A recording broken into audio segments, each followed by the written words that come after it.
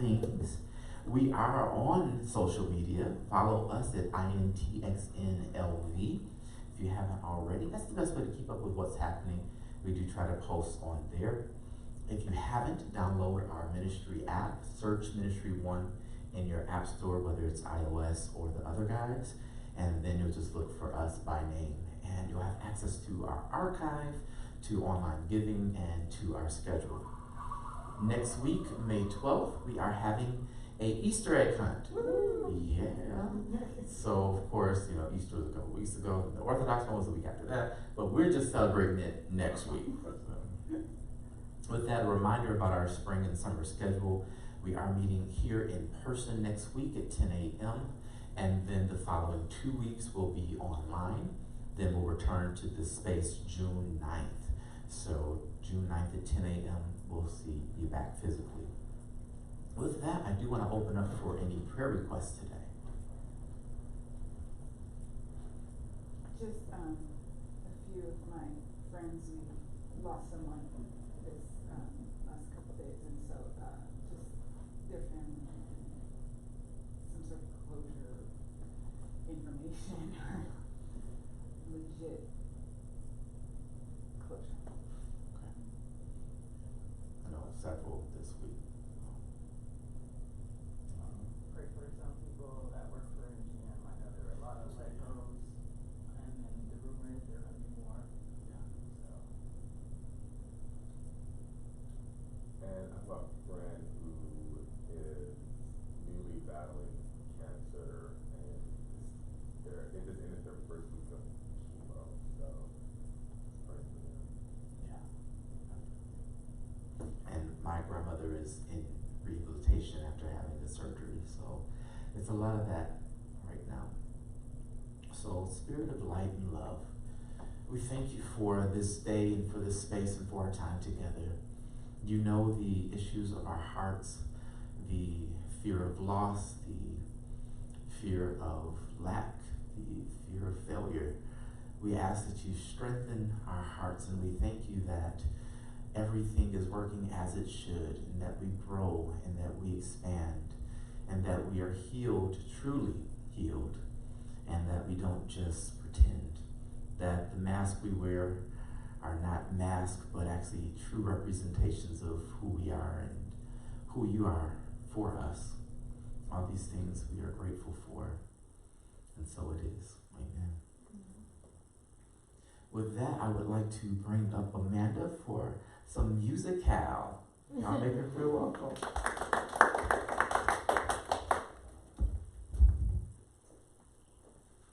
How are you guys doing this morning? Yeah. Good. So I'm doing something a little different this morning. It's a mashup of two songs. One is considered a worship song and one is not. And what was put on my heart to share is it's not even so much the song itself that's important in why I'm doing it, but just the idea that, especially in my background, there was always this is Christian, this is not Christian. This is of God and this is not of God. And I feel like I'm at this place in my faith where those lines aren't there anymore. And where I don't feel like I have to perform something that, in this space I have to perform this, or in this space I have to perform that. It's about being who you are wherever you go. And God is in everything, in all of us. And so it was fun for me to kind of play with these two songs. It's Oceans by Hillsong and then Ocean Eyes by this artist named Billie Eilish. And so I'm very excited to do this, so we'll see what comes of it.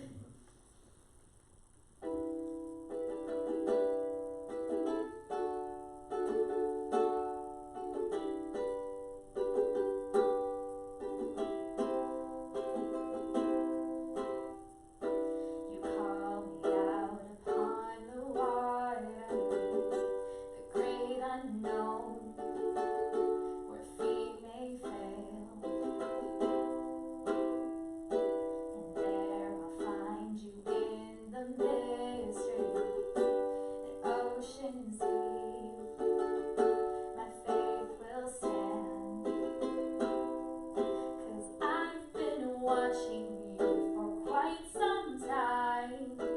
I've been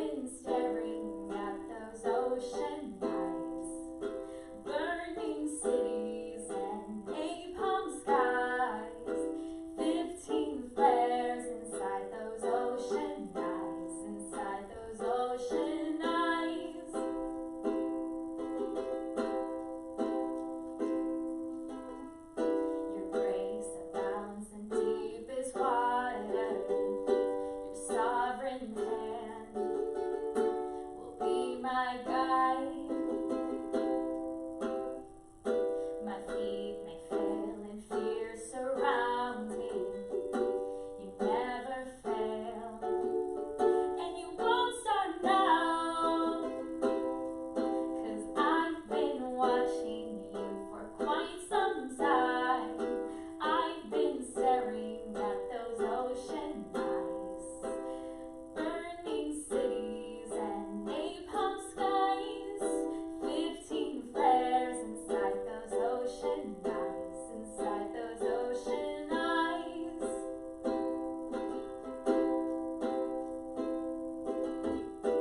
Spirit, lead me where my trust is without borders. Let me walk upon the waters wherever you would call me. Take me deeper than my feet could ever wander, and my faith will be made stronger in the presence of our Savior. Spirit, lead me where my trust is without borders. Let me walk upon the waters wherever you would call me.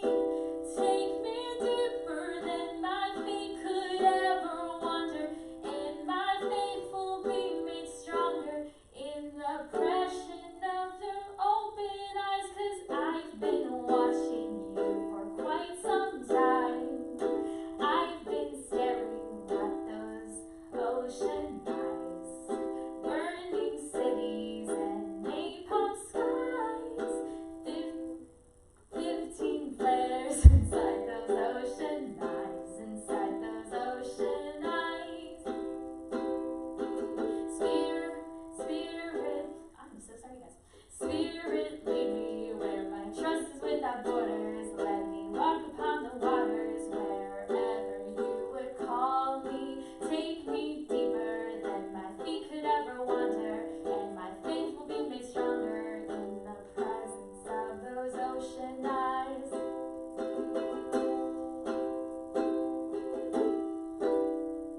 Thank you.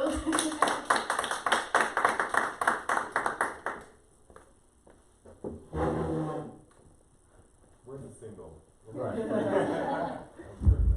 That was actually super cool. Thank you. Really, really like that. Awesome. So with that, we are going to enter our class today on the subject of Teach Us to Pray. So you know how we do. Stand to your feet, grab a neighbor by the hand. Tell them, I've been watching you for a long time. And you are amazing. You are amazing. All right, grab a different neighbor. Tell them you are meant to be here. You are meant to be here. Today's MasterClass is for you. Today's MasterClass is for you. This is the right time This is the right time and the right place and the right place to receive what you've been looking to for. receive what you've been looking for. All right, give them a good high five, then take a seat.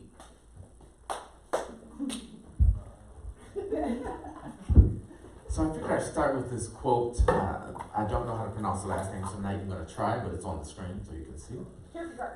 Okay, thank you. What she said. And it's, prayer does not change God, but it changes him who prays. Prayer does not change God, but it changes him who prays. A lot of times when we think of prayer in this space, in this day and age, we're really trying to hope God does something, right? And we'll say, oh, I need more prayer. Or, can you please help me? Jesus, please, please. You even beg a little bit, right? But prayer doesn't actually change God. It changes him who prays. So with that, let's turn to the scriptures. Anyone familiar with this one? 1 John 4:18. Couple folks. There is no fear in love, but perfect love drives out fear, because fear has to do with punishment. Now, often I'll put the scale of consciousness on the screen, and of course at the bottom is fear, and then at the top is love, because expanded consciousness is really simply love. And fear is really, truly the absence of love. That's all fear is. That's all we really are recognizing when we feel fearful, is the absence of love, or the absence of security, or the absence of well-being. But as our foundation for today's talk on prayer, understand that there is no fear in love. Can you turn to your neighbor and say, I feel real churchy this morning? Tell them, there's no fear in love. No fear in love. No fear in love. So prayer is not how to play hostage negotiator. We're not trying to get the release of anything from God. God's not up there in heaven on his white throne with his white beard, with his white robe, holding things back, and you got to negotiate. Prayer is also not trying to get you to change God's mind. Anybody ever prayed, be honest, trying to change God's mind about something? Anybody ever said, a lot of us are dealing with loss, Lord, you didn't have to take them. You could have took such and such, but not them. Right? Yeah, well, prayer is not trying to change God's mind. Prayer is also not convincing, begging, and pleading for anything. It's begging and pleading, right? Begging and pleading is begging and pleading. But prayer is something very different. Is that fair? Are you still with me? Yeah. Mark 11:23 and 24 says, truly I tell you, if anyone says to this mountain, go throw yourself into the sea, and does not doubt in their heart, but believes that what they say will happen, it will be done for them. Therefore I tell you, whatever you ask for in prayer, believe you have received it, and it will be yours. And of course, it's Jesus speaking. Now that's a very popular passage of scripture for like us from the Word of Faith background and whatnot. You shall have whatever you say. But I kind of want to talk a little bit differently about this. Understand that when Jesus is saying you can tell this mountain be removed and cast into the sea, he's not really being figurative. He's really saying you have the ability to change the physical circumstances of this planet. But here's the piece that I think we've missed. It's for you. So the reality that you exist in may have that mountain in the sea, but for someone else, they may still be climbing the mountain. So when you pray, you're praying for your circumstances and for you to experience something different. The other part is when he says does not doubt, that means don't be double-minded or have two opinions. Faith and doubt are closely connected. When we get to the state of believing, believing is sort of like faith because there's never full certainty of anything. We have a strong idea about certain things, and then when we really have good evidence, we change from saying I believe this to I know this. But do we really know anything? We don't really know. But this level of belief that is entering into knowing is the kind of belief he's talking about here. If I'm praying for this mountain to move, and I'm like, yeah, mountains don't really move, it's not going to move. But if I embody the idea that if I speak to this mountain, it's got to obey, that's the level of belief. If you want to raise your hand, you don't just say, oh man, I really wish my hand would raise. You don't have any question about if it's going to happen or not. You may have a desire to raise your hand, but until that desire moves into a state of intention, which includes action, your hand doesn't move. So in prayer, we're looking at that state that's beyond just hoping and praying. We're really looking at belief. Secondly, belief is not desire. Sometimes we pray for things we desire or pray for things we want to happen. But if we're truly looking into prayer, we're not praying from a place of hope. We're praying from a place of belief, meaning this is already done. I'm just speaking it out. And that's a big difference. If I pray, oh Lord, please let me get this job, I may or may not get it. But if I already have embodied that this is my job and I'm just speaking this out, that's a different state of consciousness. But recognize again, this is for you. You can't pray, oh, I pray such and such starts liking me. That one doesn't work. Because the only reality you truly have control over is your own. that's uncomfortable because we have to interact in this world with people that are not us. Honest, real quick poll. I normally do poll questions. I haven't done those in a while. I'll bring it back. But how awesome would the world be if everyone was exactly like you? Yes. I see some people say, oh no. Well, then that's some opportunity for some inner work. Because if you don't want everyone to be exactly like you, you're recognizing that you have some specialness inside of you, we'll call it. So 3 steps to prepare to pray. The first one is believe you are worthy. Believe you are worthy. Not hope you are. Not wish you were. But truly believe that you are worthy. Worthy of blessings, worthy of abundance, worthy of affluence, worthy of ease. Believe you are worthy. I don't have any faith that this chair is going to hold me when I sit down. I believe it will. I know it will. Oh, it did. Anybody surprised that it helped me? So when you pray, it shouldn't be a surprise that it gets answered. Hello, somebody. If you're praying and surprised when it happens, yeah, that wasn't belief. It wasn't even really faith. And I'm not downing anyone in the belief, faith, hope stage. That's not what this is about. But it's understanding that belief is really the equivalent of knowing. And when we move from faith to knowing, that's where our power lies.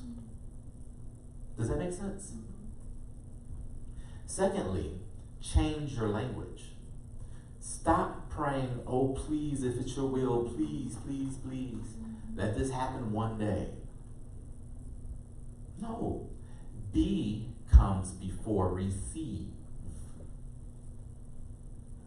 Y'all catch that? Yeah.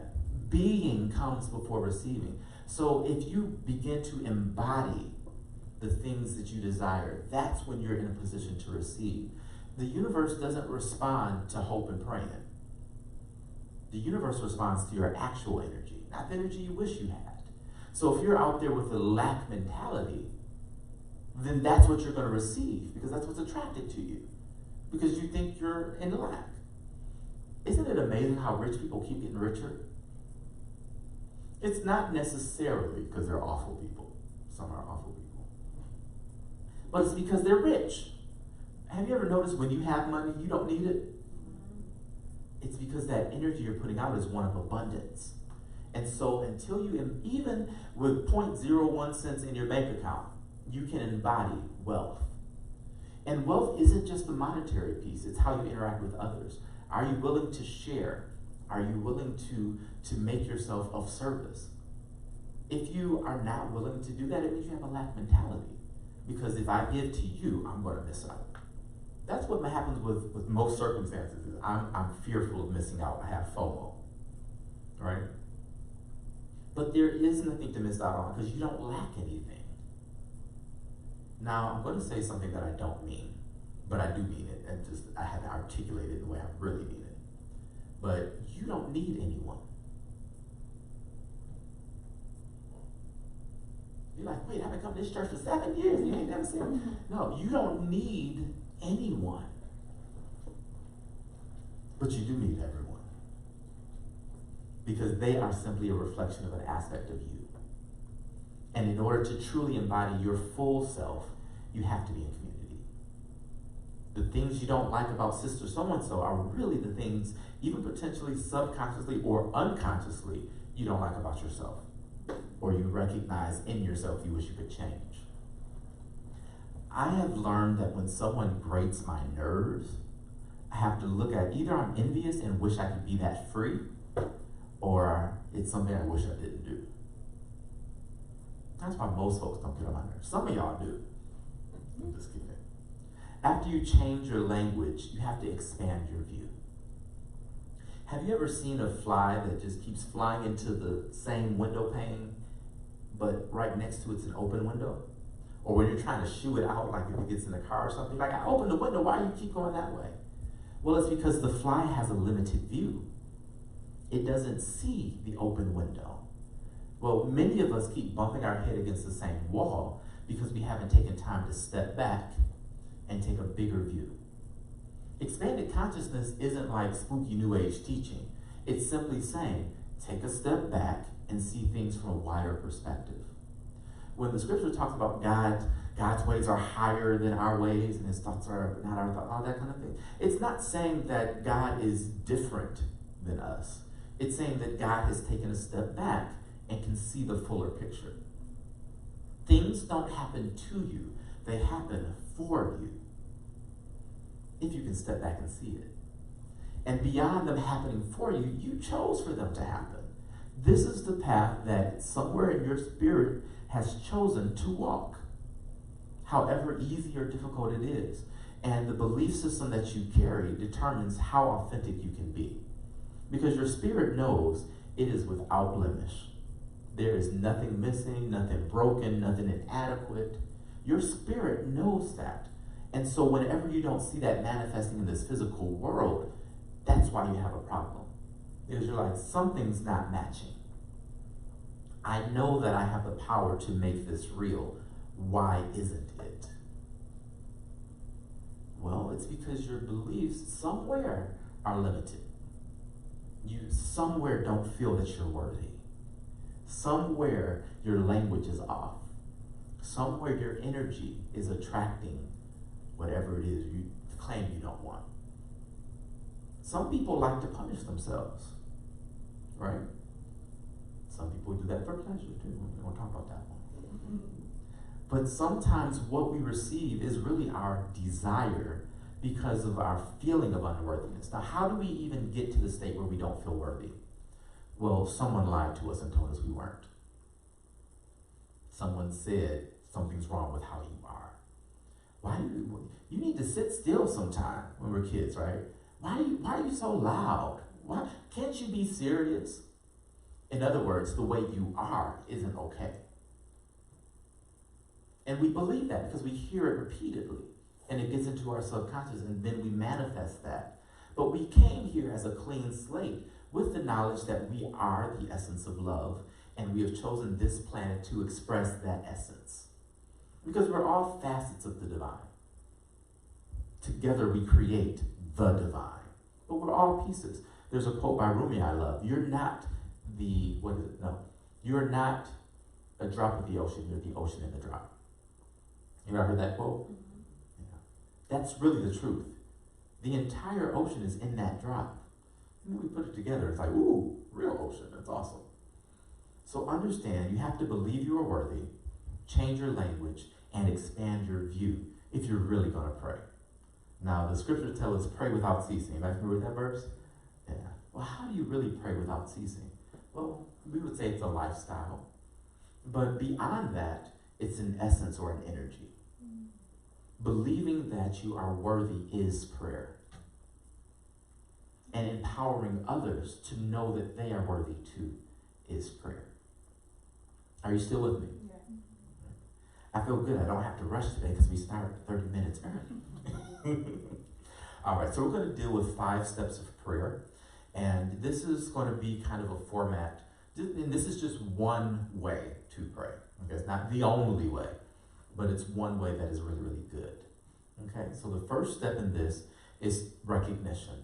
Understand God is.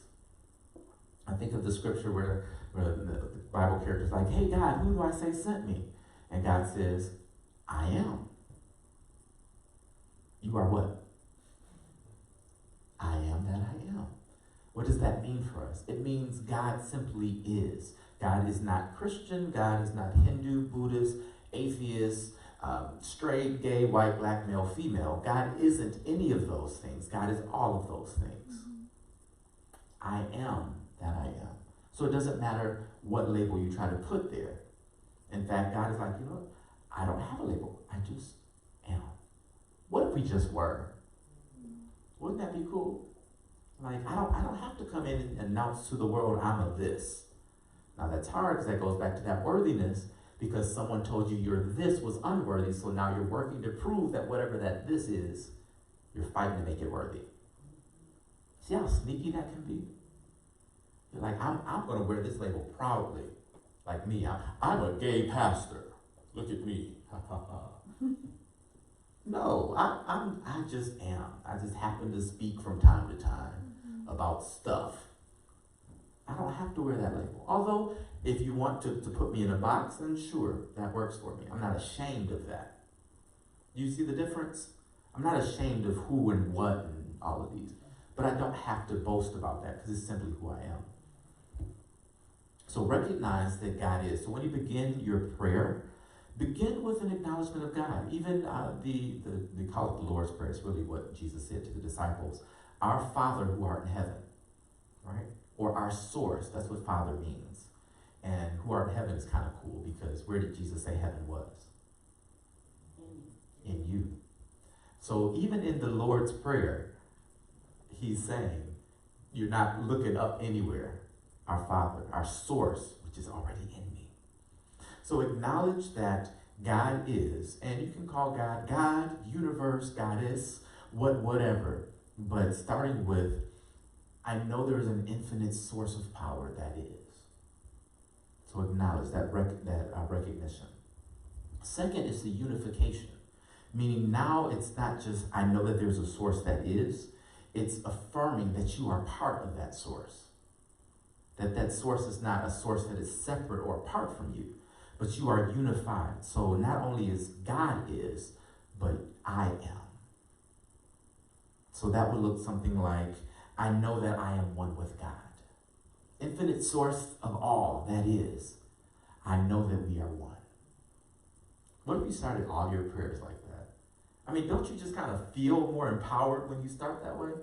Instead of, oh Lord, please help me. Just your entire emotional state shifts. The third step is the realization. So placing your desired good into the divine law. Now, what do I mean by divine law? Well, what is the divine law? Say it again. Love. Yeah. So placing whatever your desire within the context of love is kind of the requirement to get that stamp. We think the stamp is in Jesus' name. No, the stamp to get it to heaven is love. That's how it happens. So embrace the divinity within, which anything divine is love. And love is the divine. It doesn't matter what language, what religion, what ethnicity, what expression. If it's love, it's love. Does that make sense? If it's love, it's divine. Fourth step, thanksgiving or grateful acceptance. So not only have you placed your prayer, quote unquote, out there, you are giving thanks at the same time for already having it. Because again, you're not looking to receive from out without. You're just manifesting what's already in you. I am thankful that I have a healthy body. I am thankful that I live free of pain. I am thankful that my accounts overflow and my investments prosper. Isn't that different than, oh Lord Jesus, I just need $10 more? It's different. The last step is to release it. It is so. That's why you guys hear me pray that way. It is so. And I'll say amen at the end because y'all need that. But after I have prayed, it is so. So I'm releasing that. You could even say, and I trust the universe to bring it to pass. I trust the source to see this through. Because there's a difference in releasing and trusting to that power that is greater than you and trying to hold it and manage it. Sometimes when we get into this, oh, I am the source, we then start getting almost out of our lane and trying to make it ourselves instead of recognizing that power that channels through us is what's making it happen. It's kind of like your heartbeat. You don't make your heart beat.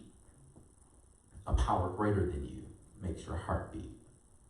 You just receive it. It's the same with this. You're just releasing these things, but making sure you're aligned properly. Am I making sense this morning?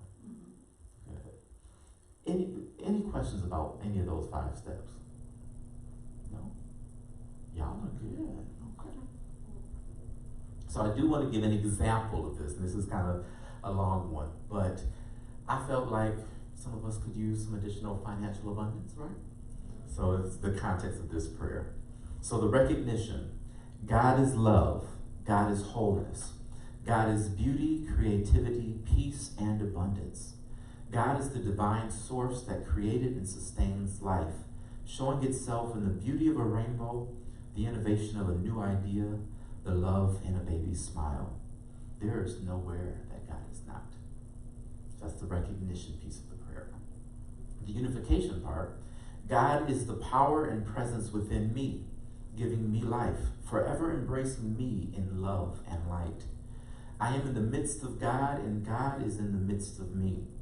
God is my source and my supply. All that is, all that I have, all that I do is God expressing itself through me and as me. If you ever notice when we do our start, I say, look at your neighbor. Tell them, I expect for God to speak to me, through me, and as me today. That's kind of that part of it. The next part is the realization. As I open my heart and mind to greater awareness of my Godness, my life expands and blossoms. I experience more love, more happiness, more creativity, more success, because I know there is never a shortage of God. I know there is always more of every good thing. My bank accounts are full. I have money to share, money to invest, and money to spare. Ooh, I got happy feet, got like Thanksgiving. With a heart full of light, I give thanks for the shift in consciousness that demonstrates as financial abundance. I give thanks for the love and support I feel all around that makes way for my truth to unfold as my reality. And then the release. In gratitude, I release my word to the law that knows only yes, the law that receives my thought and acts upon it without hesitation. It is done and I accept it, and so it is. Now that's a prayer. Understanding that knowingness. It's not just a belief, not just a hope, but I know these things. I know that I am abundant. I know that I am healthy. I know that things always work as they should for me. If you know that, you'll see it manifest in reality. If you just want it that way, that's where we kind of get messed up. So what we're going to do in just a moment is create some prayers. Is that all right? Did y'all come to pray today? All right. But before we can even really get into this, we do need to reprogram our subconscious mind. 5% of our mind is conscious. The other 95 is unconscious or subconscious. And so we have to reprogram that tape that is playing in our mind, because our beliefs are in our subconscious, not in our conscious. Our hopes, our wishes are conscious, but our beliefs are subconscious. Let me just keep going. So recognize your confirmation bias. That's the first step in reprogramming your subconscious mind. We get what we expect. I knew I was going to mess this up. Oh, I knew that wasn't going to work. Right? Reprogram that tape and recognize your confirmation bias. We see the things we want to see. Like when Jay got his bright yellow soul, I had never seen one in life. Now they're everywhere. It's the same kind of principle. Next is to honor your thoughts as things. This is very, very real, very scientific, evidence-based, not woo-woo. Your thoughts are things. If you think a happy thought, your brain literally releases a chemical that tells your body, oh, I'm happy. And then your body responds to that chemical, which then makes your brain think, oh, I'm happy. And the opposite is true. If you think a thought that says, oh, life sucks, your brain releases a physical chemical that can be measured, hello somebody, that tells your body, oh, you're not doing too good. And then your body tells your brain, guess what? You're not doing too good. And the cycle continues. So you have to interrupt that and honor your thoughts as things. You got that beautiful ukulele. Would you bash it just against the table? No. No. But we do that with our thoughts, and we do it repetitively. We start thinking about something and just keep thinking about it. Man, that hurt. ooh, such and such did this, and ooh, man, I can't believe it. I just can't. Man, let me call somebody and talk about it. Okay, I talked your ear off. Let me call somebody else. You know, you ever had a bad breakup and people just stop answering your calls because they're tired of hearing about your bad breakup? Yeah. But you're rehearsing it. And I'm not saying that it's not important to release it and to express. Expression is key. You have to express it, but you don't have to rehearse it. That's the difference. So honor your thoughts as things. Last step is to eat nourishing meals. What do I mean by that? Of course, physical food is important, but I mean the music you listen to, TV shows and movies you watch, and the books you read. Eat things that are nourishment to your soul. Don't listen to them. And again, I'm not against hip hop. I'm not against anything. Will is for everybody and everyone, right? But, there's a big but. If you listening to bees and hoes and all these things, and how women are no good, what do you think you're gonna think? It's programming your subconscious. Now consciously you may be like, I don't believe this, it's just a good beat. No, it's telling you that this is the way it is. And a lot of our music is exclusionary. So we're an inclusive group. We love everybody, yeah. But then we listen to this music that says, Jesus, you're the only one. Nobody greater than you. What about all the other folks that are part of the Jesus Club? So even though we think we're nourishing our body because we're listening to gospel music and worship, what we're doing is teaching ourselves to exclude others subconsciously. Because nobody can do you like Jesus can do you. Have you tried anybody else? You know, vanilla ice cream, that's just the best. Well, baby, have you tried chocolate? No, I never tried chocolate. Then how do you know it's the best? Well, because my mama said it was. Now, you may try chocolate and not like it. That's okay. But you can't claim vanilla's the best and you never had nothing else. So our music even influences us subconsciously to position ourselves higher than others. You are no better and no worse than anyone else. All of us are special, and none of us are special. Turn to your neighbor and tell them, you ain't special. Yes. Turn to the other one and say, yes, you are. Because we are all special, which means none of us are. Does that make sense? We think that there can only be one number one. That's true, and it's not. Because the thing about being number one is the only thing you're truly called to be number one at is being you.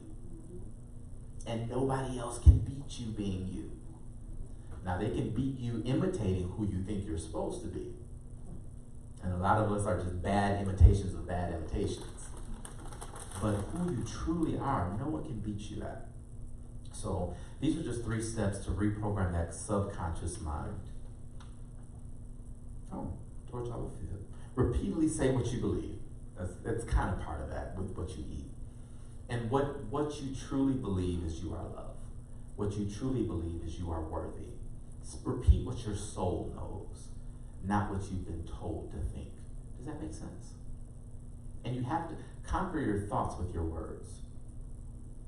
Because you can try to conquer a thought with a thought, but the other thoughts are going to keep weaving back in. Conquer your thoughts with your words. So if you have a bad thought, man, I'm just a failure, then out loud say, I am successful.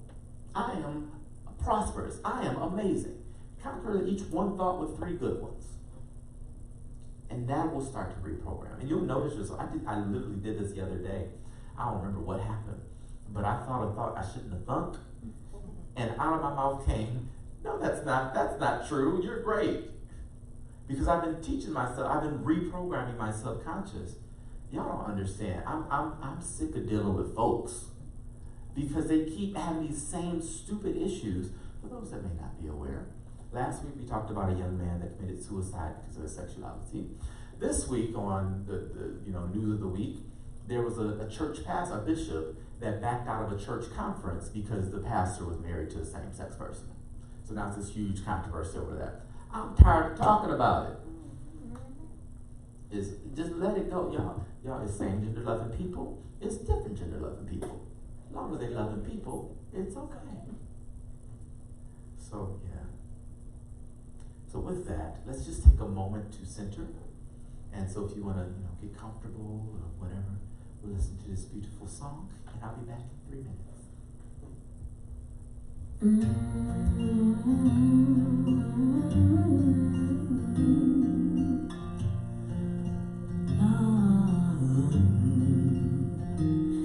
If you wanna know real feeling, take the time for healing.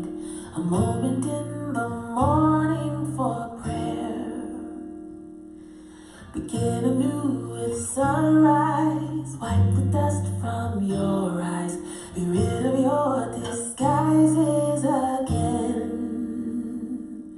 A little for your father, a little for your mother, a little for your sister, a little for your brother, a little love for your soul will make you whole.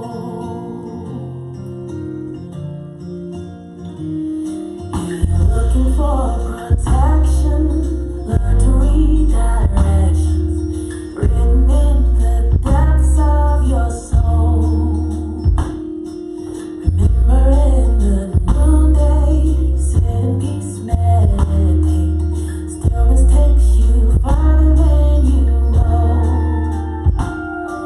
A little for your father, a little for your mother, a little for your sister, a little for your brother, a little love for your soul will make you whole.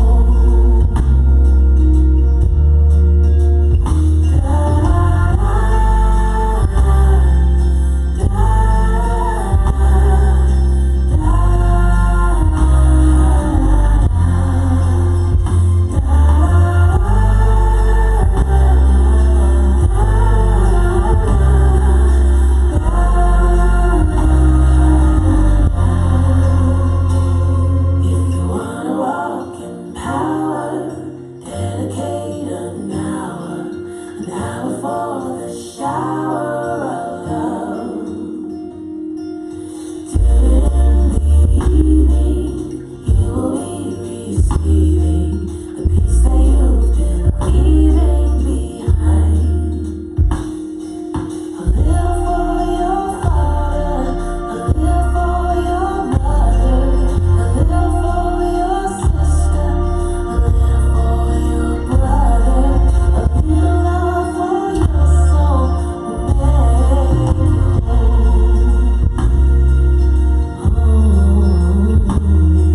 Be rid of your disguises again.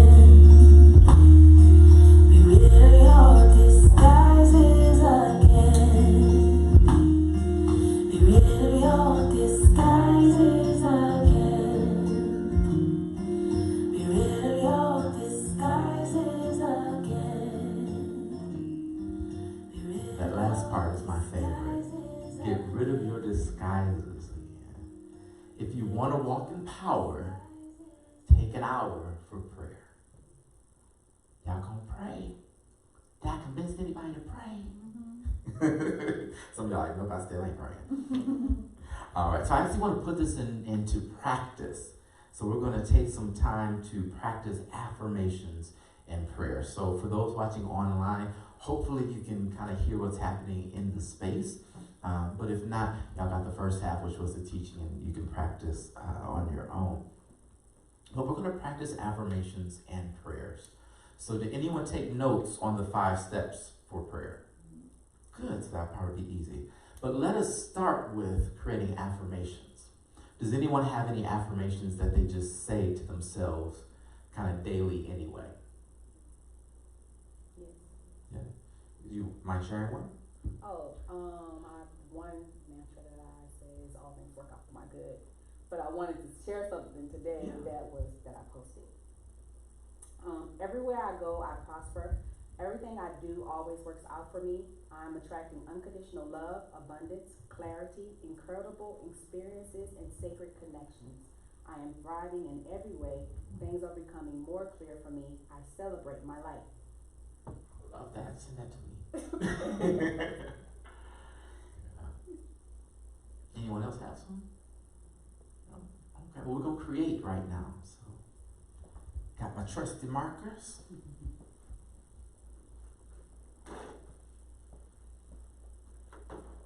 I love our new sound system because I can walk right by it and it doesn't squeak.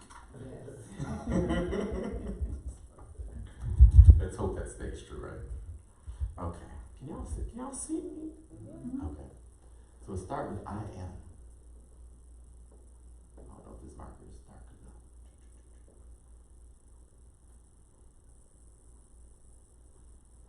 enough. I am. Someone tell me what you are. Well, you know my favorite, I'm God. I am G-O-D. And I don't use a dash. No offense to mine that do. I am worthy. Powerful.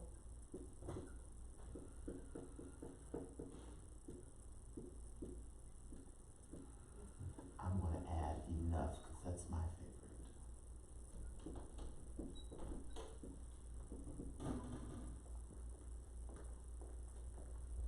Did everyone get one up there? You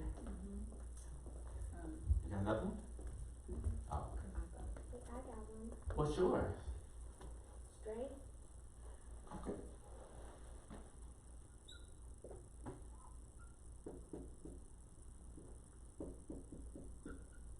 For those unfamiliar with our vernacular, that means I'm good, I'm okay, I'm cool.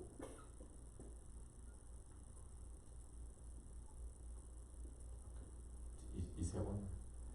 Okay, good. So can everyone see them? Kinda, sorta?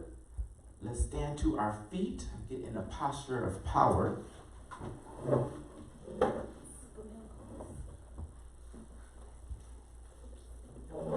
And we will say them on the count of 3. 1, 2, 3. I am God. I am worthy. I am powerful. I am enough. I am straight. Yeah. So that'll probably be what we actually say together next week since we created it. You can just see. He actually said strength. Strength. Yes. Oh, well then forgive me. We're going to add strength on the bottom.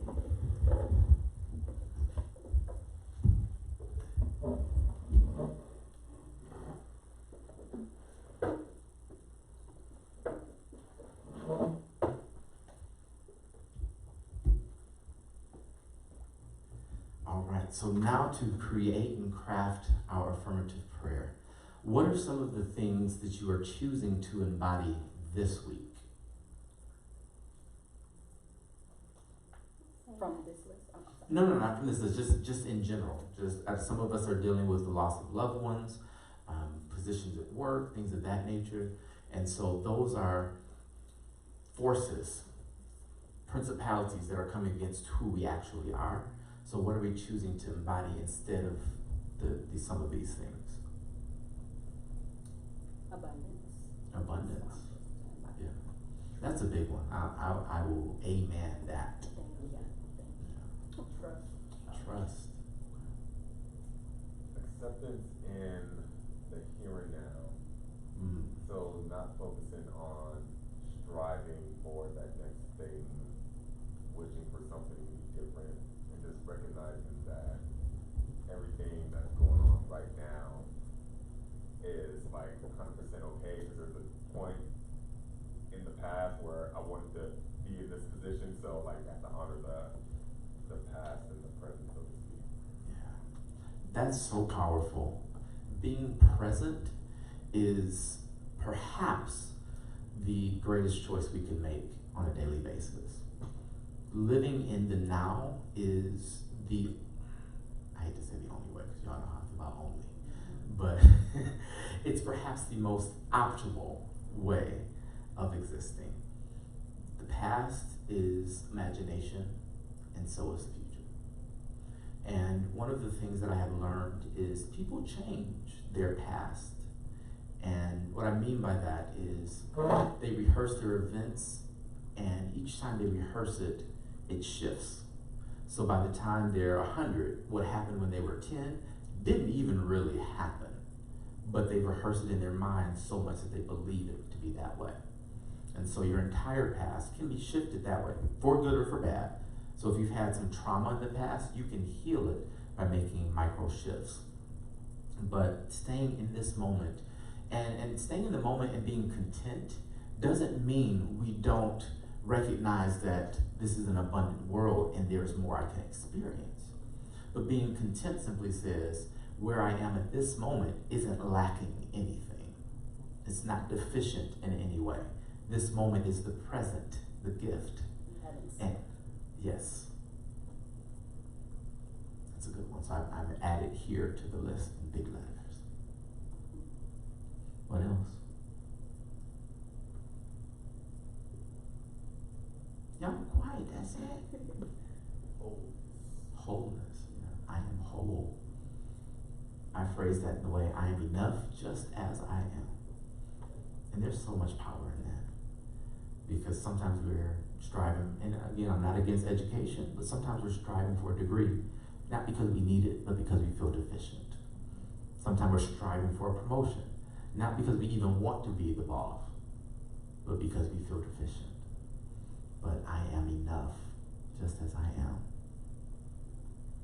Good. So you have notepads on your tables. You should at least. If you don't, we'll get you one. We're going to take about 5 minutes to do the 5 points for prayer.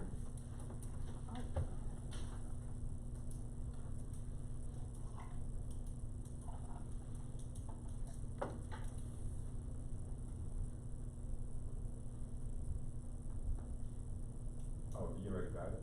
No. Well, I mean, Can you show us like the example?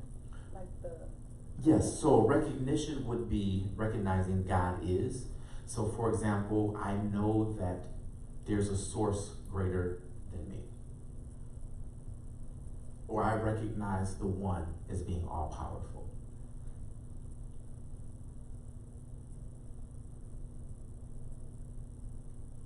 So fill in your own piece there.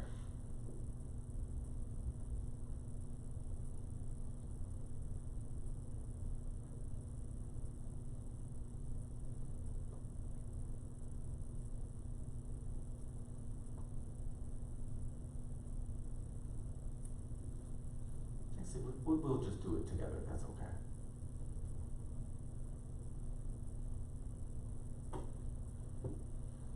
All right, so the second part is the unification. And this is recognizing, for example, I know that I am one with God.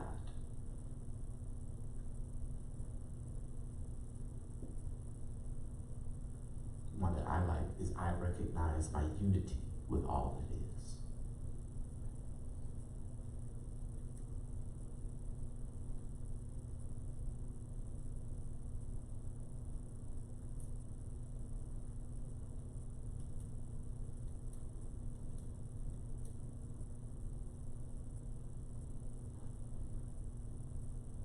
The meaty part is this one, the realization. And this is, I think we chose abundance of some sort, right? This is where we really craft what we are. I am abundant in every area. My investments are prospering. My bank accounts with a Z are full. For those from the old church might think of like Deuteronomy 28, blessed going in, blessed going out, blessed in the field, blessed in the city.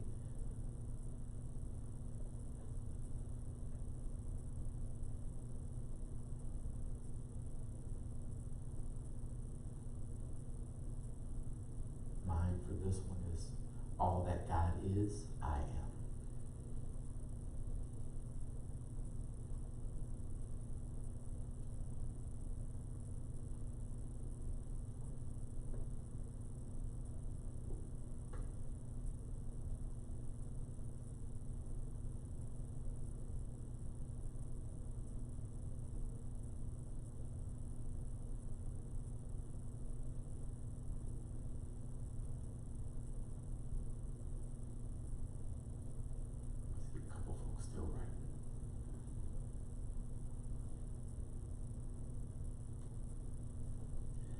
next step is Thanksgiving.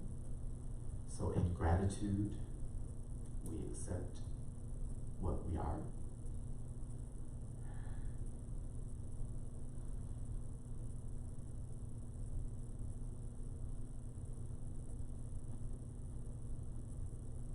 It is with gratitude I accept this higher level of consciousness. I am thankful for expanded awareness. I am thankful that I see things as God sees them.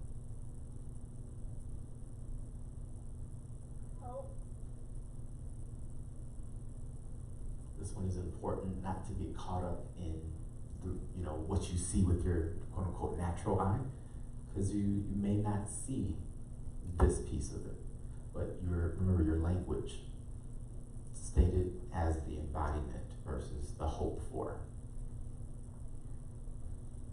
Then our last step is the release. This one's the easy one. It is so. I trust the universe to provide for me. And this is really an act of trust.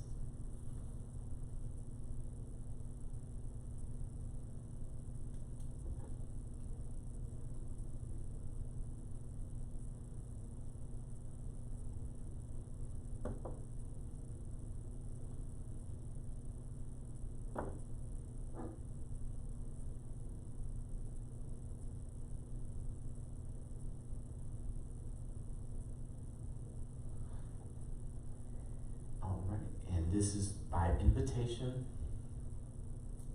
Okay, we don't have that one. Oh, I'm back. This is invitation without demand. Would anyone like to share their prayer? I'll share mine.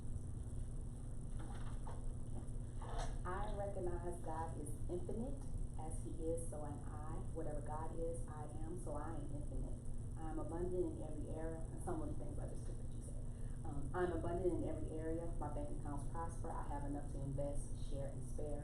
Abundance flows through me and to me. I am thankful that I am abundant. I am thankful that I see things as God sees them. And I say, Ashe. Ashe, yeah. I have a question. Okay. No, go ahead. Go ahead. Two questions. The energy that sparks life and moves life is strong. That divine energy flows to me, from me, around me, and within me, and I am that same energy.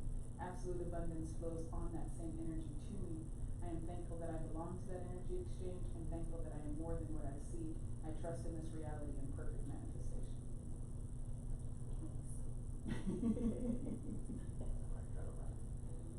What's your question, My Justin? question is, God is important to us. Yes. He always says, That's a statement. yeah. Good.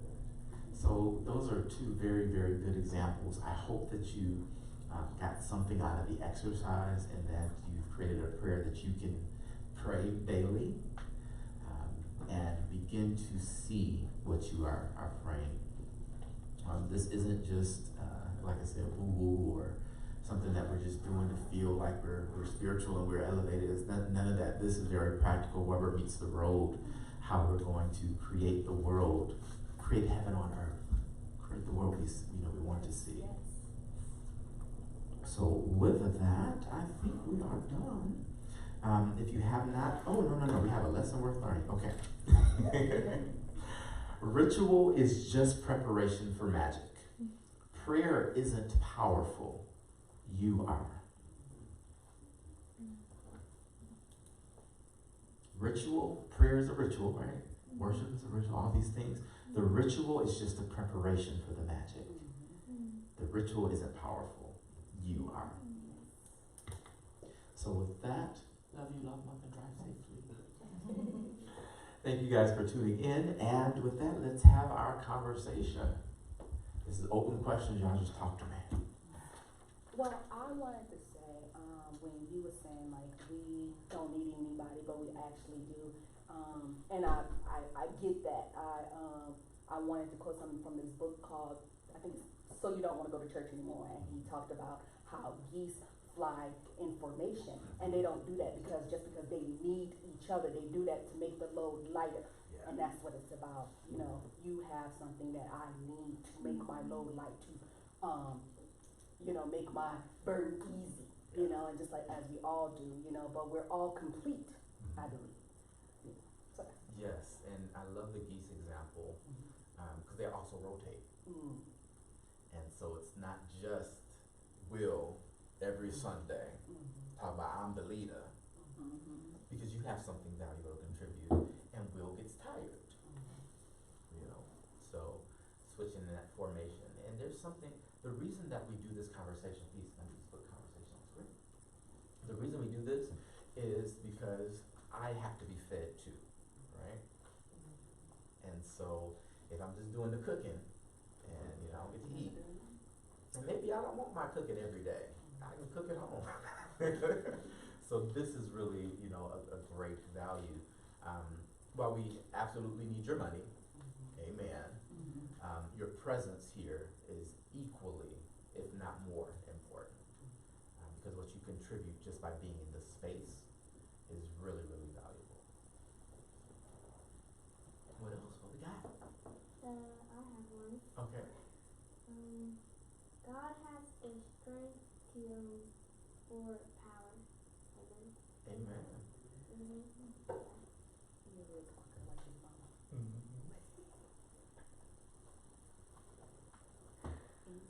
What about this for you, if anything, has shifted how you pray or desire or whatever it is your practice is? It's a synthesis for me, because the way I practice, the physics of intention is important, and so then it breaks down why that physics works. Because the magic really is what I'm putting into the energy flow. Like there's already a river, and I have to connect to that river and push my little boat on the little river. And so why that works makes sense with the different steps, because it put words to something that I already believe in and understand. And so and since I work in words, it's like, okay. So it's no longer just this nebulous idea in my mind. It's like, okay, now I have vocabulary that actually fits that physics. Yeah. That That's makes really cool. it is very cool. The deeper that I kind of go in these studies, the more I see the correlation to my old church practices. And a lot of stuff that worked because laws are laws, even if you think if you don't get it. Gravity is going to be gravity no matter what happens, right? And some of these principles, like even the laying on of hands and that sort of thing, that energy exchange with the intention works. Now, they didn't know why it worked. They just thought it was, man in the sky making it happen. But it's like, I am not a physicist. That's not what I mean. But quantum physics is something that my soul gets. And so I do listen to some of those extremely boring lectures, but a lot of what they talk about just makes sense to me. And even with the perception of time, like we feel like we've been living for however many years we've been on the planet, but maybe we've only been here for a blink. And it's just because we're so miniature, it feels longer. So the bigger picture may have been just like, oh, that was just a microsecond. And that's something the scripture says. Life is but a vapor. It's like, you're just here for a moment, but you feel like it's forever. So yeah, all of this stuff just weaves together, and I'm grateful to have science behind it now. So, you have something? I just said yeah. Oh, okay. Agree with you. Questions, additions, counterpoints. Well, I would say something too, basically, is when you said we get what we expect. And the way I say that is you receive what you believe. And the example I give to that is the woman who was saying, if I could just touch the hem of his garment, I'm going to be healed. She believed that. She received, that's what you received, you know, and he didn't, you know, be like, oh, you know, he meets you at your level of faith. You know, he wasn't like, oh, you believe that you're gonna touch my hem of my garment, you ain't, you know, blah, blah, blah, you know. No, because you believe that, you receive that, you know. Yeah, for sure. And that's a part of like creating your reality. Your beliefs are important. You know, I was talking about to my friend how our beliefs, like how Eden is in us, Mm-hmm. and how our beliefs either contract Eden or it expands it. You know, and we have everything we need. It says you've been given everything you need to claim the life of God, and that you have everything you need, but you believe that you lack. Mm-hmm. So that contracts your Eden. Yeah. You know, but Eden is still in you. It's still available. It's still there. There is, I mean, those of you who know, you know that there is a fatigue that has come, that I've been trying to regenerate some faith in humanity, so to Yeah. speak. But from Friday, well, the last few weeks, but Friday's, discussion at my leadership class, and then this actually gives me some ideas about why that fatigue has come, that my belief that humans made me tired, but it wasn't my investment in humanity that made me tired, it was my singular investment in humanity that made me tired. There has been a fight and march and let's have equality, do these things, change the world, blah, blah, blah. And although I have felt like, although I've done these in groups of people since I was, you know, younger, I really have been on my own in that fight, not including the energy of others in that same fight. And I think that's where our spiritual issues, our political issues, we've all been feeling like we've been fighting, but we have not been unifying the energy. We've been expressing our ideas singularly. And so there is when she had mentioned the geese, there is a formation that hasn't happened. There's a geese over there, and a goose over there, and a goose over there, and a goose over there, and we're all honking. But we have not made a formation to be able to ease that airstream, our flow through the airstream. And I think being able to recognize my prayer practices as an inclusion in that energy of what others' individual prayers have been, will give me a better vocabulary and intention when I do interact with people, to be able to find and tune into where they are in that space, you know what I mean? So that I would be able to understand that I'm really not fighting this fight alone. I am not, you know, I am not tired because I am with people. I am tired because I have not allowed that energy to flow back into me, to be able to flow back out as well. And, you know, not to beat a dead goose to death, but but that the thing about that formation is when you do feel that fatigue because you're the one cutting the air, that's why they rotate. So that you don't quit flying, but now you're not the one cutting the air. And with our world, the things that are happening, it's simply lack of perspective, and people have too small of an understanding of what the world really is capable of. Everything we need is already here. There's literally no such thing as lack, like not on this planet, but we have the perception of lack because I don't even know why we have that. And then the other part is that formation piece, because we have been so controlled, and we talked about this earlier, because we've been so controlled and put under thumbs, and going back, you know, to slavery and all these things, that any type of guidance or formation feels like imprisonment. And it's like, actually, this isn't imprisonment, this is empowerment. Being in, like Beyonce, get information. Right. You know, that kind of thing. It really is empowering. Be quiet today. Oh, yeah. I'm be quiet, but no, I'll say that I used to and still every once in a while think about purpose and intentionality before I'm going into something or doing something, which helps.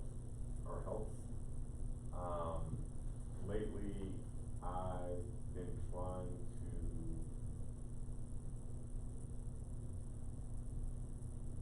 to again accept more of where I am in life and not thinking of a lack necessarily, because I think if you're striving for something, then that means you're lacking something, and I think I'm exhausted from that. Yeah. But then also, the ego, and not realizing that it's not about me, and that if I get upset by someone saying something or doing something to me, that it really has nothing to do with me. Like that sort of relationship has really, I think, slowed things down for me. It's just like these things will happen, and I'll take a beat and think about it before I try to react, or just examine my reactions to it a little bit more. And it's been helpful. It's been helpful. So that's kind of where I've been at with this sort of. Oh, and also when it comes to prayer and just like having these moments throughout the day where I'm just like, thank God for like this moment, or like something that may have happened that was small. Just like doing that more often. It's been really powerful. It's been healing, I think, in a way. Especially like the last piece, which is taking the moment to be grateful and to invest, because we all, I mean, we have a literal energy field, but what we invest that energy we create into is like food for anything. You feed a plant, it's going to grow, and if you feed that negativity, it's going to grow. But if you feed your gratitude, then those experiences grow. I had a moment where I was kind of upset with the prosperity people because they were praying for parking spaces. And I'm like, are you serious? It's kids starving in Africa and you want a parking spot. But the way that I've transitioned in that understanding, that, you know, broadening my perspective is, well, I don't think you should pray for parking spots. But when you have a good parking spot, be grateful for it and expect to have a good parking spot. You know, invest your energy in the things that you desire versus, you know, being all up in arms about other things. For me, that's been transformative for sure. And I like what, I don't know if you ever seen that meme when talk about like when you are paying attention to something, you're literally paying, you know, Yeah. and you're getting back what you paid for. I love that. You know, so when you're paying attention to something, you're putting your energy into that, and you're getting that back, and you can tell what you're putting your energy into by your environment, inside and outside. You know, by your environment. Y'all might see that on the screen next week. I want to keep it real quick because it has to do with Billie Eilish and it has to do with what Dee talked about a few weeks ago now. So, Billie Eilish, someone I would hear on the radio, didn't know who she was. Went to a music festival, was walking by, was like, who's this chick on the stage? Like, she sounds good, I don't know who she is, but you know, okay. Start making the connections, who this person is. I was going through some stuff, I was in LA, and I posted this video that had a Billie Eilish song up in Ocean Eyes. Yeah. And so, in this podcast, they were talking about Billie Eilish. In my class, my students, I mentioned her, and so to have it come up in this context, it's just like, I'm actually just paying attention. Like, I don't know what it means, but I'm just like, oh, I see this sort of thing, like, happening. It's like really interesting, it plops down right here, right? And so then, like, around the nature piece, when I moved to my new place about a year ago, there's a couple of plants that were struggling. One didn't make the transition. And I was like, oh, these are dying, I'm getting ready to get the rhythm. And my boyfriend was like, better not do that. It's like, why? He's like, I don't know, those plants may have helped you with your energy to, you know, with something in your life. And I was like, fine. So I actually went through the process of like replanting some plants and like getting rid of the roots. I had never done anything like that in my entire life. So we get this new bird of paradise that we bought online and got it shipped. And unfortunately, he gave it too much water and it started to get root rot and it started to die. And I just started watching it for like a week just wither. So I found out like how to save it.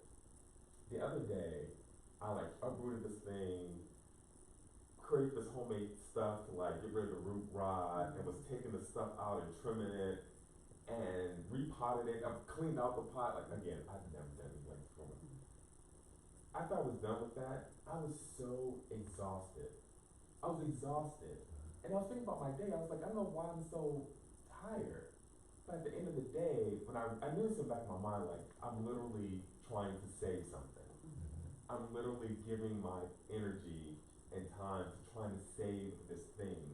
And I go and check in every once in a while. Are you okay?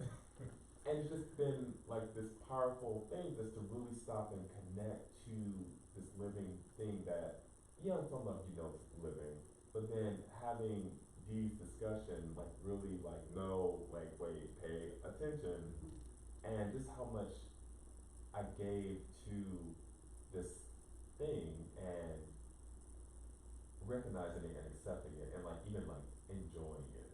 So that's my go-to story. I'm like standing up again. I hurt my back, so Oh, I kinda like okay. that.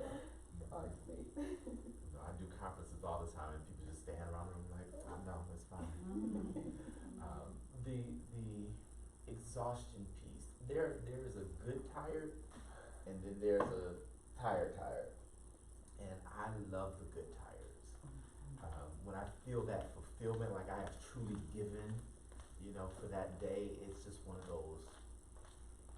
Yeah, it's just there's no feeling like it. You know, even though you are exhausted, when you recognize it, it's beautiful. With the plants, so I have a garden in my backyard now, and it's my first. It was our second year in the home, but our first year planting, and we made the raised bed. One of the discoveries, and I've shared this before, but there's a new layer now.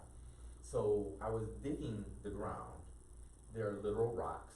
Some are tiny, some are big. There's no soil. And I'm like, how does anything survive in this, right?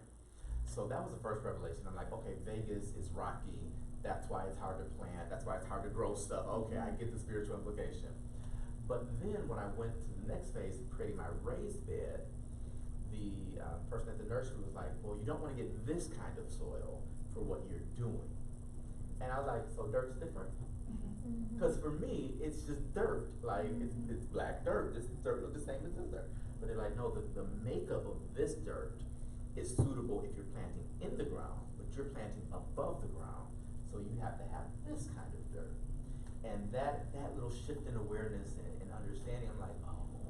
So the same task may require different soil depending on the location.